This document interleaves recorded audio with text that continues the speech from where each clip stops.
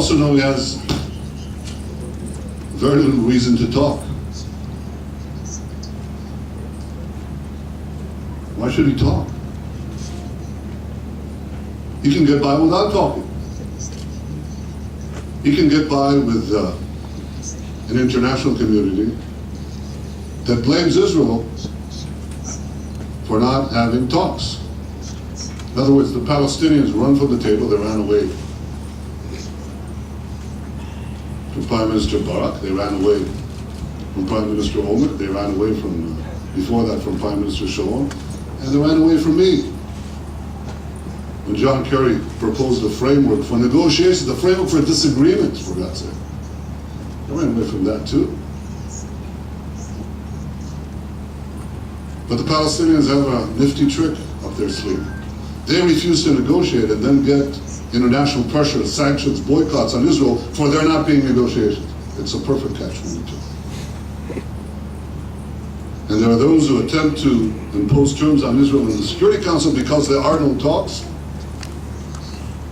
And some of them pretend that the dangers we face are not real dangers at all.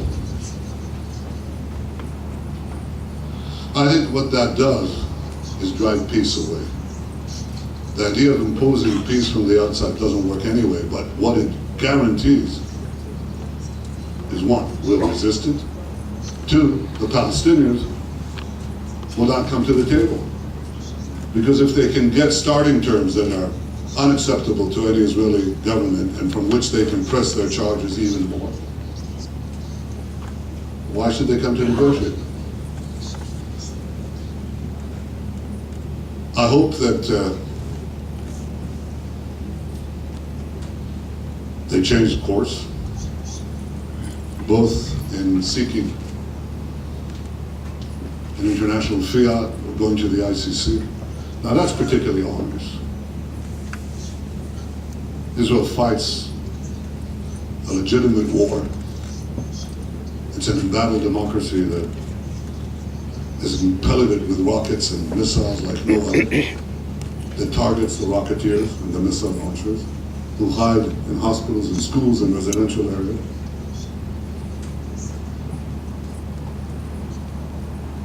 And Israel is hauled, or to be hauled, to the ICC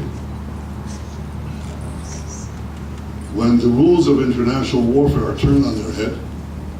Because the ICC was set up in the wake of the Holocaust, by the way, to deal with countries that don't have functioning legal systems, to monitor their military forces, and Israel is one of the, I'll be charitable, one of a dozen states that has such standards.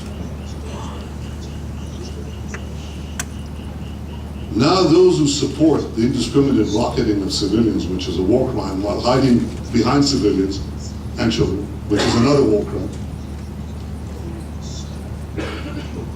they and their supporters are taking Israel to the International Court of Justice. This is something that all Israelis should unite against, and all supporters of Israel and justice and truth should unite against.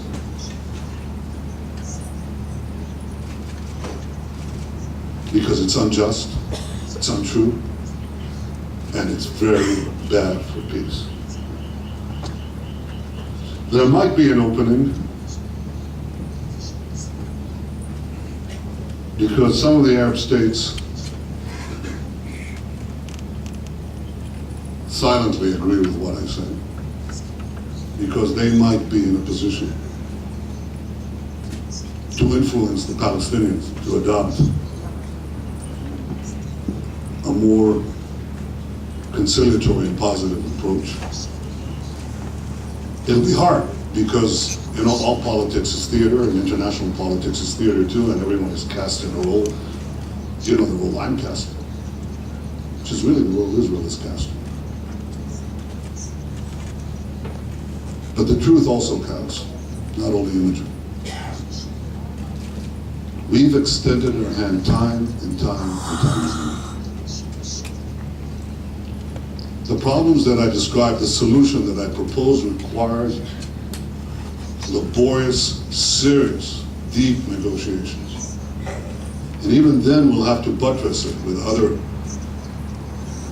safeguards, not only, by the way, for Israel, but also for the Palestinian Authority, because the first casualties of a bad deal here will be not only Israel, but they too. We didn't have such arrangements in Gaza, and Hamas with 3,000 people overran PA forces of 15,000 in hours or days. So it makes sense from the point of view of Israel, the Palestinian Authority, to try to negotiate a real deal of a demilitarized Palestinian state that recognizes the nation state of the Jewish people.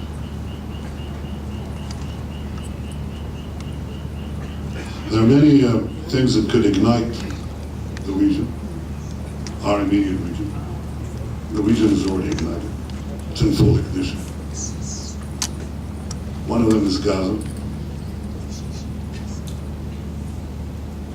I have a very clear policy. You fired us, we fire back. Hamas is responsible for non-Hamas rocket fire too, but we don't want the region to ignite, not here, not vis-a-vis Lebanon. And we're always prepared. And in the case of Gaza, we also want to give a solution to the humanitarian crisis there. Since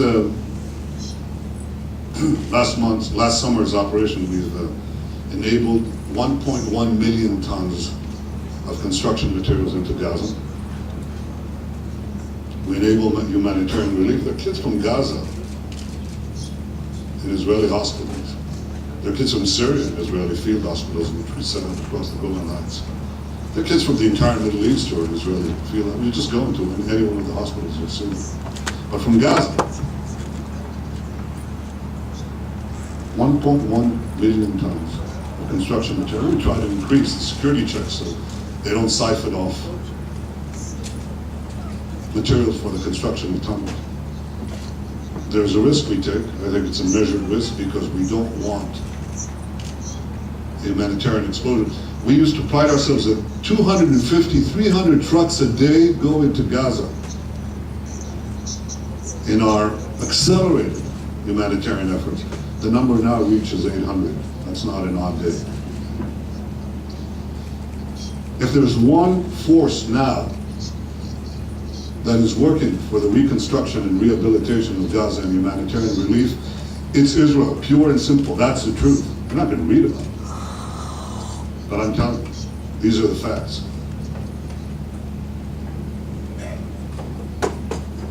I won't go into who's preventing that. You can use your imagination. But these are the facts. I can always deal with facts. When people tell me these are the facts, it's fine. Deal with facts any day. It's a distortion effect that we have to deal with day in, day out. And I think it's important that as many people in Israel unite to fend off these distortions, vilifications, and slanders. I don't think we're absent tools, and I don't think we're making too much of this threat.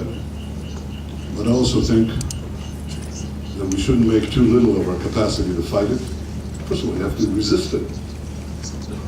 First way you resist a lie is by telling the truth, unabashedly, unashamedly, and without exaggeration. The second is to take measures. I was heartened by the fact that 2 states in the United States have adopted anti-boycott legislation. And I understand there's a move in the U.S. Congress to expand it, and that's very important. Because when people have to choose whether they want to boycott the Israeli economy and be shut out from a $17 trillion economy, it sort of forces their concentration.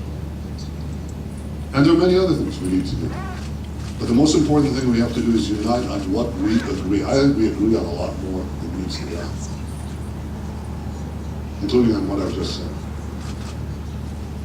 And I think that we have to speak as much as possible with one voice against the threats that I described and for the peace that we desire.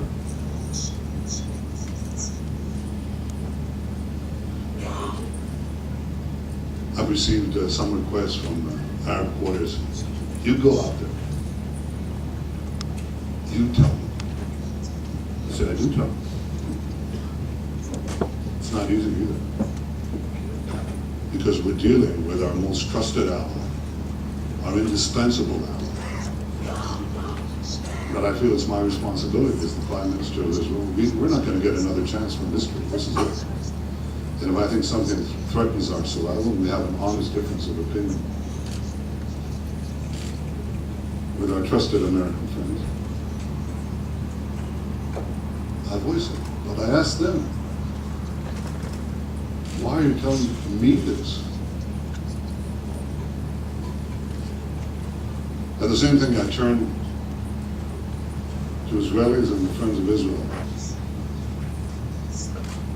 Believe me, I appreciate the rollicking nature of Israeli democracy. I appreciate the fact that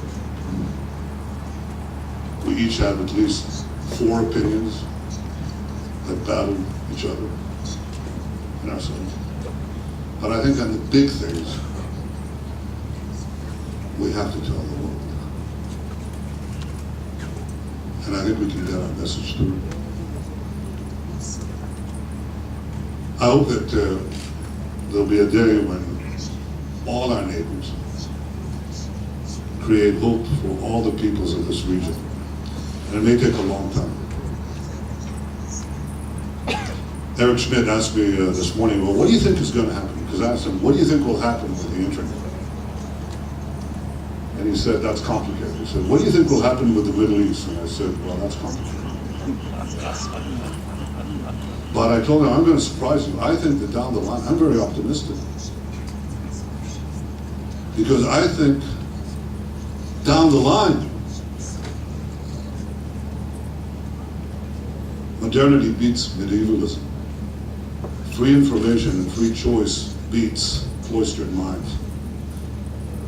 That's always happened in history. That's why humanity more or less moves upward, more or less. But there's some downward spirals. And the most downward of downward spirals occurs when radical regimes get the weapons of mass death.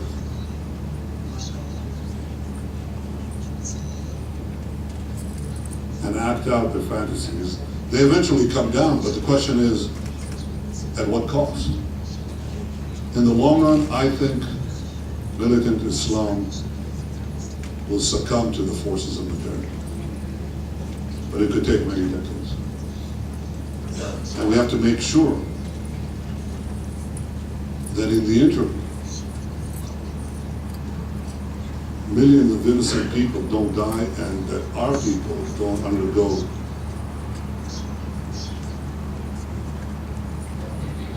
another commemoration. That's our responsibility. And I think it's possible. If we're clear-eyed, if we're resolute, if we do what we need to strengthen our country, to form alliances near and far, far and near, if we look reality in the eye and not try to, what we used to say in the Army, force the map. Look at the world as it really is. See where you can make those changes to improve it or to ward off dangers. Build this country, build its economy, build its science, build its country, build its society, build alliances. Every state needs alliances. Superpowers need alliances. A small state like Israel definitely needs alliances. Definitely.